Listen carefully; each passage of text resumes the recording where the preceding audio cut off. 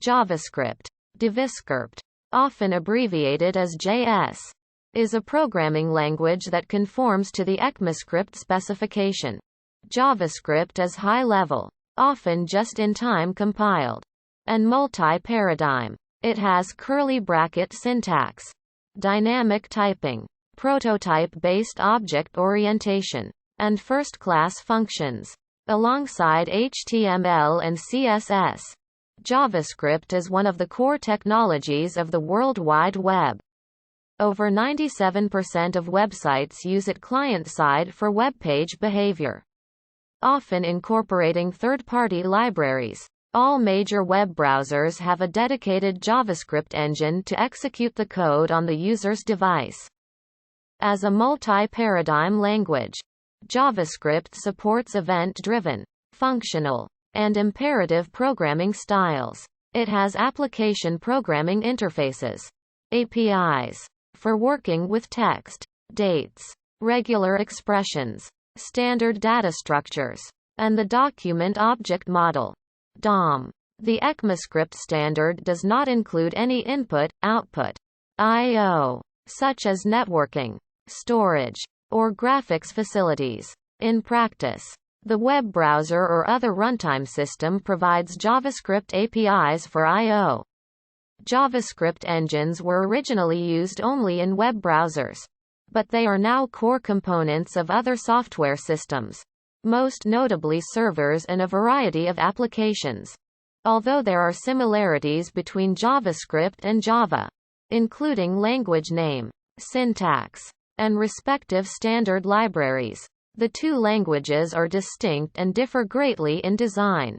History. Edit. Creation at Netscape. Edit. The Mosaic web browser was released in 1993 as the first browser with a graphical user interface accessible to non-technical people. It played a prominent role in the rapid growth of the nascent World Wide Web. The lead developers of Mosaic then founded the Netscape Corporation, which released a more polished browser, Netscape Navigator. In 1994, Navigator quickly became the most used browser. During these formative years of the web pages could only be static, lacking the capability for dynamic behavior after the page was loaded in the browser. There was a desire in the burgeoning web development scene to remove this limitation. So in 1995, Netscape decided to add a scripting language to Navigator. They pursued two routes to achieve this: collaborating with Sun Microsystems to embed the Java programming language, while also hiring Brendan Eich to embed the Scheme language. Netscape management soon decided that the best option was for Eich to devise a new language, with syntax similar to Java and less like Scheme or other extant scripting languages. Although the new language and its interpreter implementation were called LiveScript when first shipped as part of a Navigator beta in September 1995. The name was changed to JavaScript for the official release in December. The choice of the JavaScript name has caused confusion, implying that it is directly related to Java, since Java was the hot new programming language at the time. This has been characterized as a marketing ploy by Netscape to give its own new language cachet. Adoption by Microsoft. Edit. Microsoft debuted Internet Explorer in 1995, leading to a browser war with Netscape. On the JavaScript front, Microsoft reverse-engineered the Navigator interpreter to create its own, called JScript. JScript was first released in 1996, alongside initial support for CSS and extensions to HTML. Each of these implementations was noticeably different from their counterparts in Navigator. These differences made it difficult for developers to make their websites work well in both browsers, leading to widespread use of "Best Viewed in Netscape" and "Best Viewed in Internet Explorer" logos for several years. The rise of JScript. Edit. In November 1996, Netscape submitted JavaScript to ECMA International, as the starting point for a standard specification that all browser vendors could conform to. This led to the official release of the first ECMAScript language specification in June 1997. The standards process continued for a few years, with the release of ECMAScript 2 in June 1998 and ECMAScript 3 in December 1999. Work on ECMAScript 4 began in 2000. Meanwhile, Microsoft gained an increasingly dominant position in the browser market. By the early 2000s, Internet Explorer's market share reached 95%. This meant that JavaScript became the de facto standard for client-side scripting on the web. Microsoft initially participated in the standards process and implemented some proposals in its JavaScript language, but eventually it stopped collaborating on ECMA work. Thus ECMAScript 4 was mothballed. Growth and standardization. Edit. During the period of Internet Explorer dominance in the early 2000s, client-side scripting was stagnant. This started to change in 2004, when the successor of Netscape, Mozilla, released the Firefox browser. Firefox was well received by many, taking significant market share from Internet Explorer. In 2005, Mozilla joined ECMA International, and work started on the ECMAScript for XML E4X standard. This led to Mozilla working jointly with Macromedia, later acquired by Adobe Systems, who were implementing E4X in their ActionScript 3 language, which was based on an ECMAScript 4 draft. The goal became standardizing ActionScript 3 as the new ECMAScript 4. To this end, Adobe Systems released the Tamarin implementation as an open-source project. However, Tamarin and ActionScript 3 were too different from established client-side scripting, and without cooperation from Microsoft, ECMAScript 4 never reached fruition. Meanwhile, very important developments were occurring in open-source communities not affiliated with ECMA work. In 2005, Jesse James Garrett released a white paper in which he coined the term AJAX and described a set of technologies, of which JavaScript was the backbone, to create web applications where data can be loaded in the background, avoiding the need for full-page reloads. This sparked a renaissance period of JavaScript, spearheaded by open-source libraries and the communities that formed around them. Many new libraries were created, including jQuery, Prototype, Dojo Toolkit, and MooTools.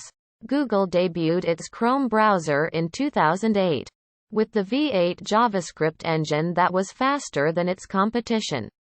The key innovation was just-in-time compilation, JIT, so other browser vendors needed to overhaul their engines for JIT. In July 2008, these disparate parties came together for a conference in Oslo. This led to the eventual agreement in early 2009 to combine all relevant work and drive the language forward. The result was the ECMAScript 5 standard, released in December 2009. Reaching maturity. Edit. Ambitious work on the language continued for several years, culminating in an extensive collection of additions and refinements being formalized with the publication of ECMAScript 6 in 2015. The draft specification is currently maintained openly on GitHub, and ECMAScript editions are produced via regular annual snapshots. Potential revisions to the language are vetted through a comprehensive proposal process. Now, instead of edition numbers, developers check the status of upcoming features individually. The current JavaScript ecosystem has many libraries and frameworks, established programming practices, and increased usage of JavaScript outside of web browsers. Plus, with the rise of single-page applications and other JavaScript-heavy websites, a number of transpilers have been created to aid the development process. Trademark. Edit. JavaScript is a trademark of Oracle Corporation in the United States. Website client-side usage. Edit. JavaScript is the dominant client-side scripting language of the web, with 97% of websites using it for this purpose. Scripts are embedded in or included from HTML documents and interact with the DOM. All major web browsers have a built-in JavaScript engine that executes the code on the user's device. Examples of scripted behavior. Edit. Loading new web page content without reloading the page via AJAX or a WebSocket. For example, users of social media can send and receive messages without leaving the current page. Web page animations, such as fading objects in and out, resizing and moving them, playing browser games, controlling the playback of streaming media, generating pop-ups, validating input values of a web form before the data is sent to a web server, logging data about the user's behavior then sending it to a server.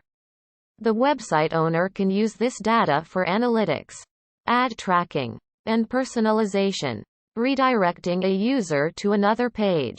Libraries and frameworks. Edit. Over 80% of websites use a third-party JavaScript library or web framework for their client-side scripting. jQuery is by far the most popular library, used by over 75% of websites. Facebook created the React library for its website and later released it as open source. Other sites, including Twitter, now use it. Likewise, the Angular framework created by Google for its websites, including YouTube and Gmail, is now an open-source project used by others. In contrast, the term Vanilla.js has been coined for websites not using any libraries or frameworks, instead relying entirely on standard JavaScript functionality. Other usage. Edit. The use of JavaScript has expanded beyond its web browser roots.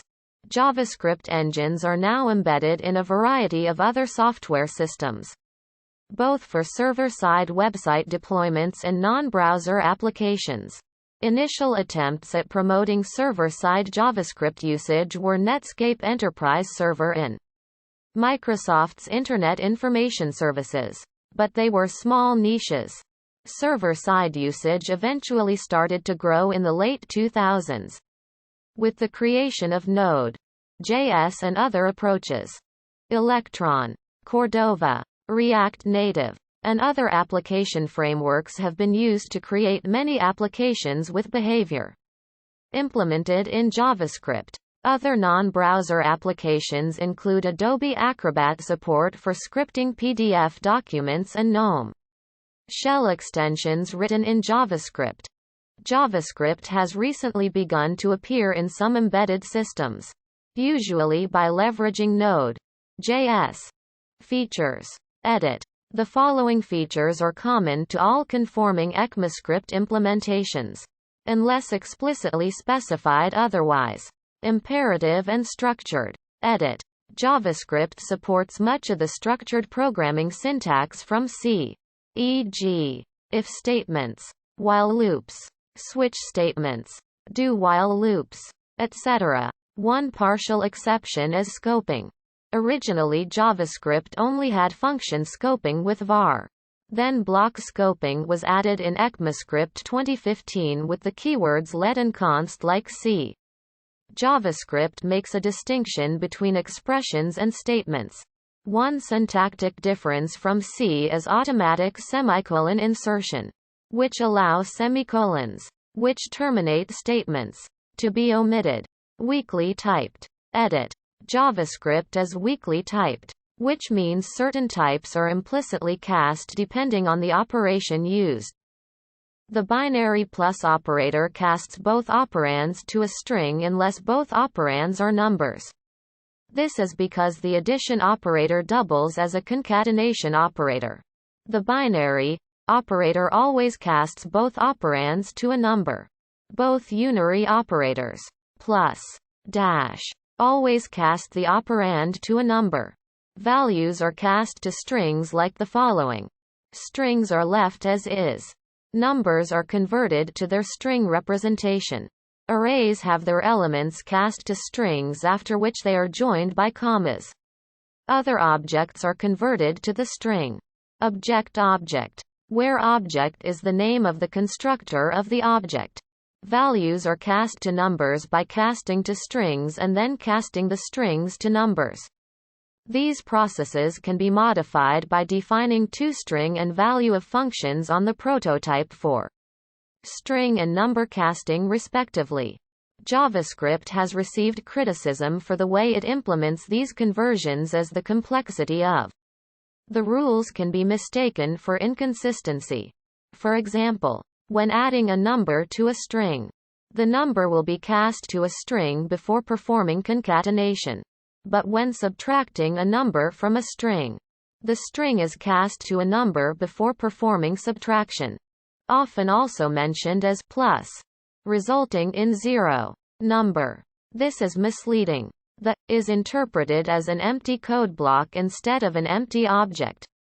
And the empty array is cast to a number by the remaining unary plus operator. If you wrap the expression in parentheses, plus, the curly brackets are interpreted as an empty object and the result of the expression is object. As expected. Dynamic. Edit. Typing. JavaScript is dynamically typed like most other scripting languages. A type is associated with a value rather than an expression. For example, a variable initially bound to a number may be reassigned to a string. JavaScript supports various ways to test the type of objects, including duck typing. Runtime evaluation. JavaScript includes an eval function that can execute statements provided as strings at runtime. Object orientation.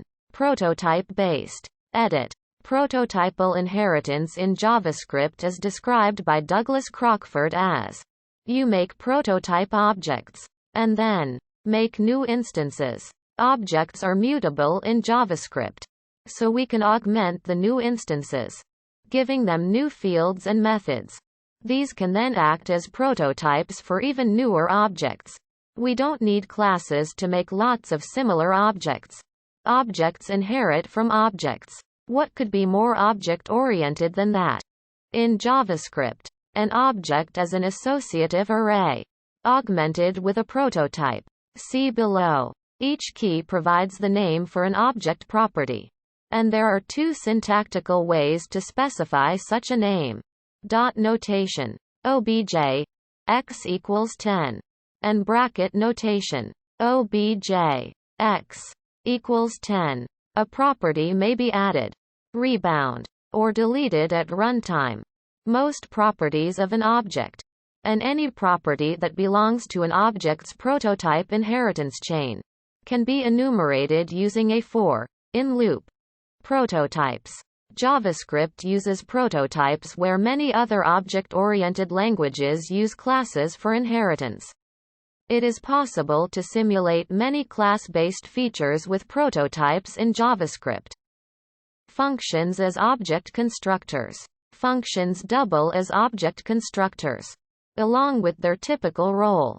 Prefixing a function call with new will create an instance of a prototype. Inheriting properties and methods from the constructor, including properties from the object prototype. ECMAScript 5 offers the object create method, allowing explicit creation of an instance without automatically inheriting from the object prototype. Older environments can assign the prototype to null.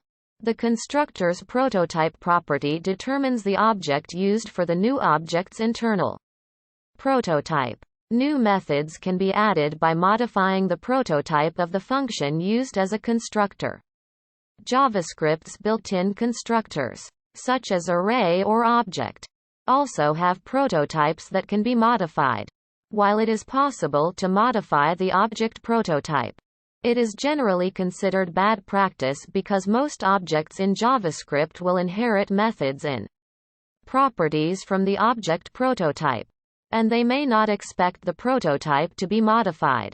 functions as methods. Unlike many object-oriented languages, there is no distinction between a function definition and a method definition. Rather, the distinction occurs during function calling.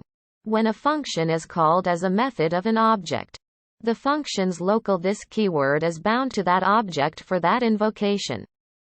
Functional. Edit. A function is first class. A function is considered to be an object. As such, a function may have properties and methods, such as call and bind. A nested function is a function defined within another function. It is created each time the outer function is invoked. In addition, each nested function forms a lexical closure. The lexical scope of the outer function, including any constant, local variable, or argument value, becomes part of the internal state of each inner function object, even after execution of the outer function concludes. JavaScript also supports anonymous functions. Delegative. Edit. JavaScript supports implicit and explicit delegation. Functions as roles, traits and mixins.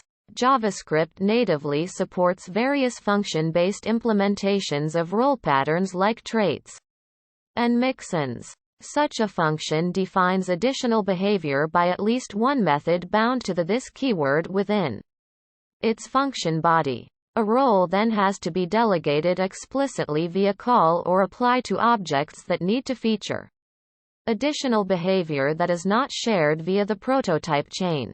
Object composition and inheritance. Whereas explicit function-based delegation does cover composition in JavaScript, implicit delegation already happens every time the prototype chain is walked in order to, e.g., find a method that might be related to but is not directly owned by an object. Once the method is found, it gets called within this object's context.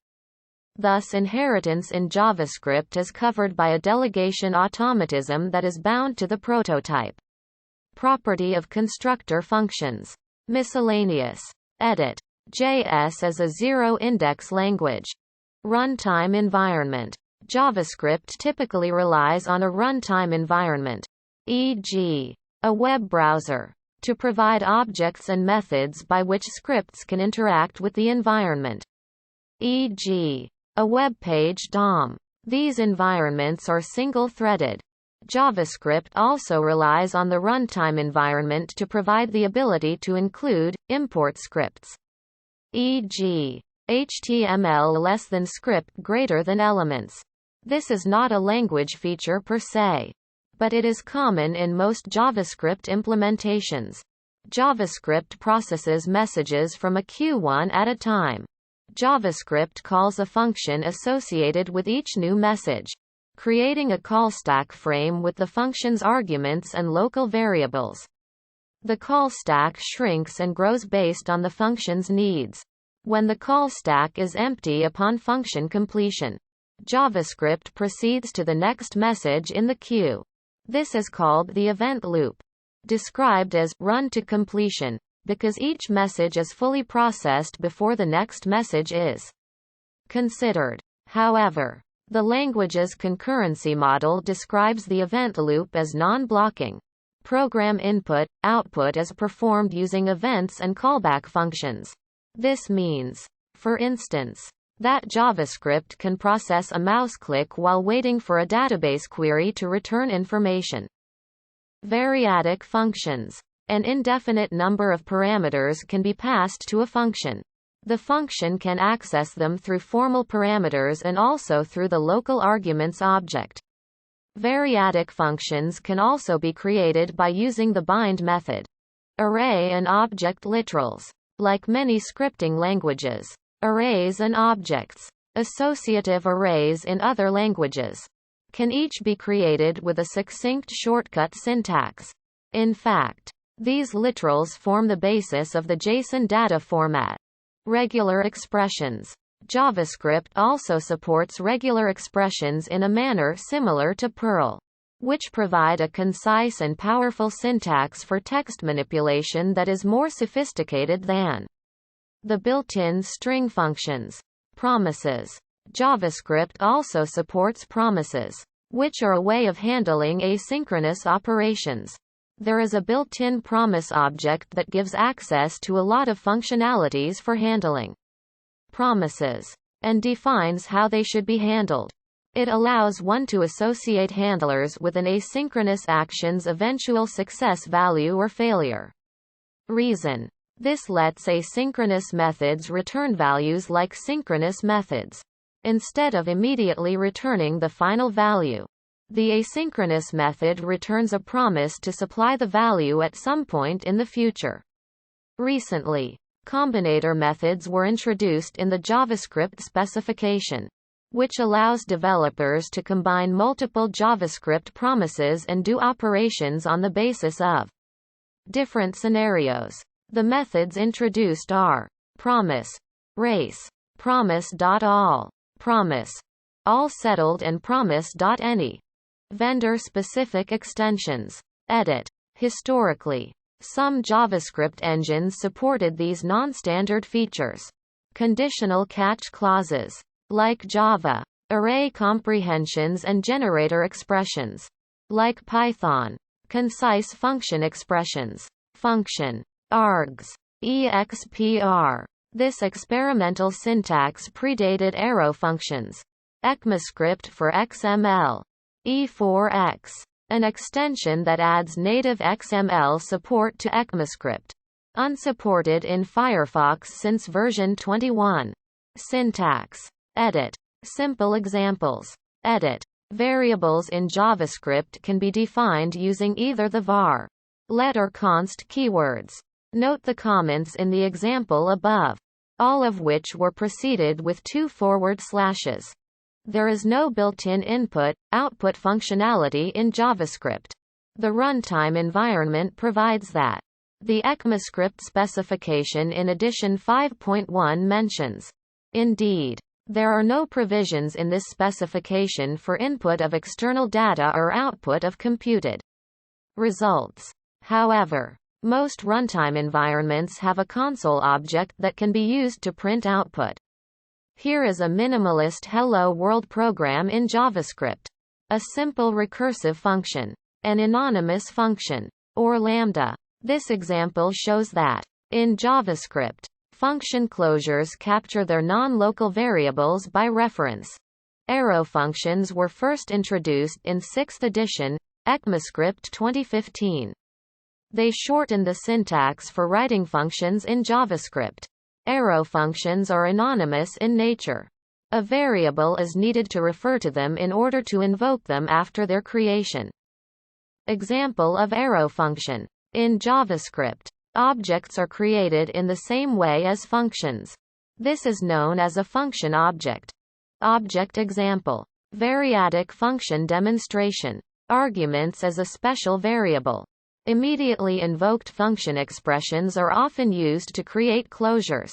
Closures allow gathering properties and methods in a namespace and making some of them private. Exporting and importing modules in JavaScript. Export example. Import example. More advanced example. Edit. This sample code displays various JavaScript features. The following output should be displayed in the browser window. Security. Edit. JavaScript and the DOM provide the potential for malicious authors to deliver scripts to run on a client computer via the web. Browser authors minimize this risk using 2 restrictions. First, scripts run in a sandbox in which they can only perform web-related actions, not general-purpose programming tasks like creating files. Second, scripts are constrained by the same origin policy. Scripts from one website do not have access to information such as usernames, passwords, or cookies sent to another site. Most JavaScript-related security bugs are breaches of either the same origin policy or the sandbox. There are subsets of general JavaScript, AD safe, secure ECMAScript, SES, that provide greater levels of security, especially on code created by third parties, such as advertisements. Closure Toolkit is another project for safe embedding and isolation of third-party JavaScript in HTML. Content security policy is the main intended method of ensuring that only trusted code is executed on a web page. Cross-site vulnerabilities. Edit. A common JavaScript-related security problem is cross-site scripting. XSS. A violation of the same origin policy. XSS vulnerabilities occur when an attacker is able to cause a target website, such as an online banking website, to include a malicious script in the web page presented to a victim. The script in this example can then access the banking application with the privileges of the victim, potentially disclosing secret information or transferring money without the victim's authorization. A solution to XSS vulnerabilities is to use HTML escaping whenever displaying untrusted data. Some browsers include partial protection against reflected XSS attacks, in which the attacker provides a URL including malicious script. However, even users of those browsers are vulnerable to other XSS attacks, such as those where the malicious code is stored in a database. Only correct design of web applications on the server side can fully prevent XSS. XSS vulnerabilities can also occur because of implementation mistakes by browser authors. Another cross-site vulnerability is cross-site request forgery. CSRF.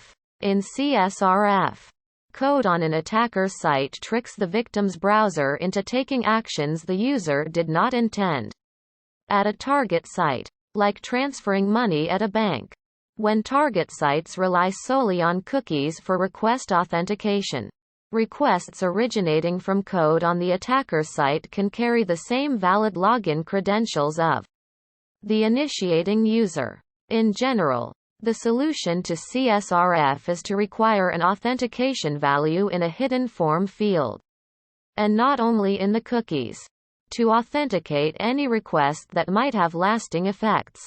Checking the HTTP referrer header can also help. JavaScript hijacking is a type of CSRF attack in which a less than script greater than tag on an attacker's site exploits a page on the victim's site that returns private information such as JSON or JavaScript.